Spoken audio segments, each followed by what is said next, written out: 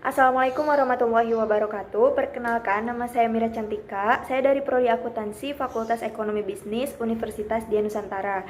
Di sini saya akan memenuhi tugas besar mata kuliah Sistem Pengendalian Manajemen dengan dosen pembimbing Bapak Laode Muhammad Nikmat Zadi. Di sini saya akan menjelaskan materi mengenai tujuan dan strategi perusahaan.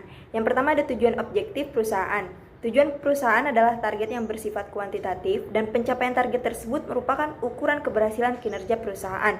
Tujuan perusahaan juga berisikan tentang komitmen beserta resikonya untuk menggambarkan arahan bagi perusahaan secara jelas. Dalam merumuskannya, tujuan harus memberikan ukuran yang lebih spesifik seperti profitabilitas atau ROI yang terdiri atas persentase profit margin dan investment turnover. Tujuan perusahaan atau sasaran perusahaan atau corporate objective adalah target spesifik, terukur, dan spesifik waktu dengannya kita dapat mencapai tujuan keseluruhan perusahaan atau yang disebut dengan corporate goal.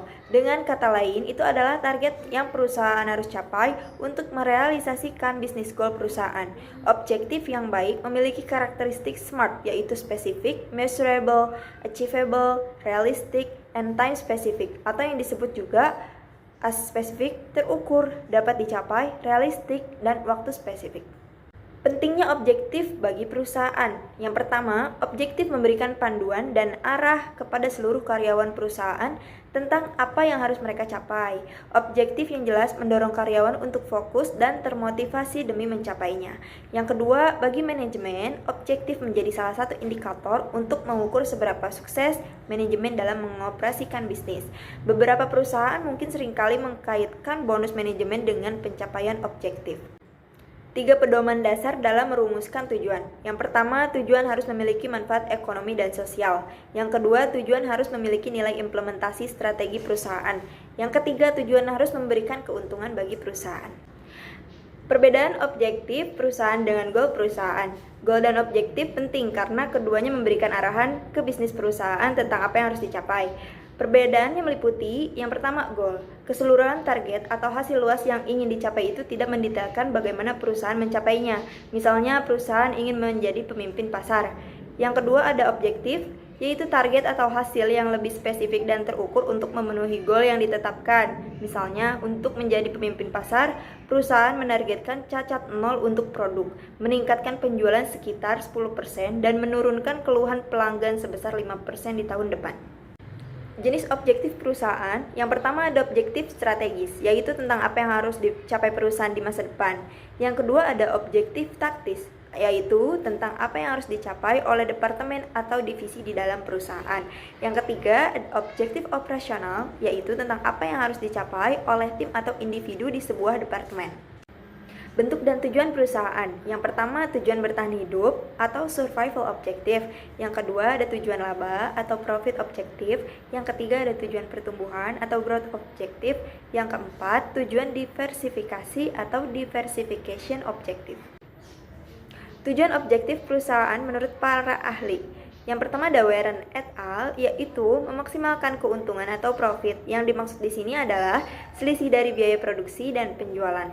Yang kedua ada Undang-Undang Nomor 13 Tahun 2003 Pasal 1 Ayat 6. Setiap bentuk usaha yang berbadan hukum atau tidak, miliki orang perseorangan, milik persekutuan atau milik badan hukum, baik milik swasta maupun milik negara yang mempekerjakan pekerja atau buruh dengan membayar upah atau imbalan dalam bentuk lain.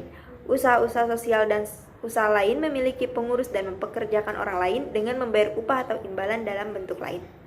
Adapun konsep-konsepnya meliputi 1. Distinctive competence, yaitu tindakan yang dilakukan perusahaan agar dapat melakukan kegiatan lebih baik dibandingkan dengan pesaingnya.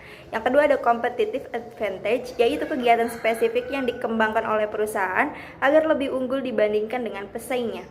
Prinsip strategi. Pada prinsipnya, strategi dikelompokkan menjadi 3 tipe strategi. Yang pertama ada strategi manajemen, yaitu proses pengembangan strategi dimulai dari pengembangan strategi korporat dengan fokus mempertahankan hidup atau yang disebut dengan survival.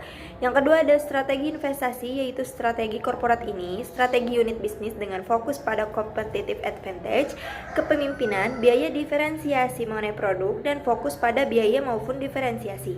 Yang ketiga ada strategi bisnis, yaitu penyusunan strategi operasional dengan fokus pada prioritas persaingan, biaya, kualitas, fleksibel, dan pengiriman.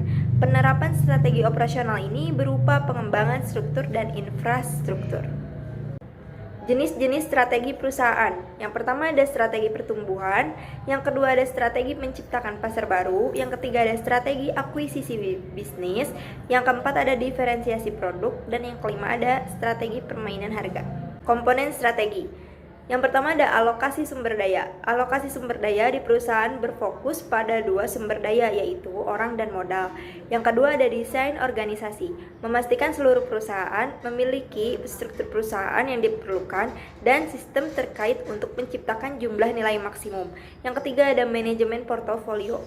Melihat cara unit bisnis saling melengkapi korelasinya dan memutuskan di mana perusahaan akan bermain, yaitu bisnis apa yang akan atau tidak dimasuki.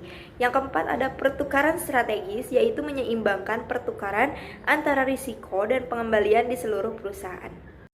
Sekian materi yang bisa saya sampaikan. Wassalamualaikum warahmatullahi wabarakatuh.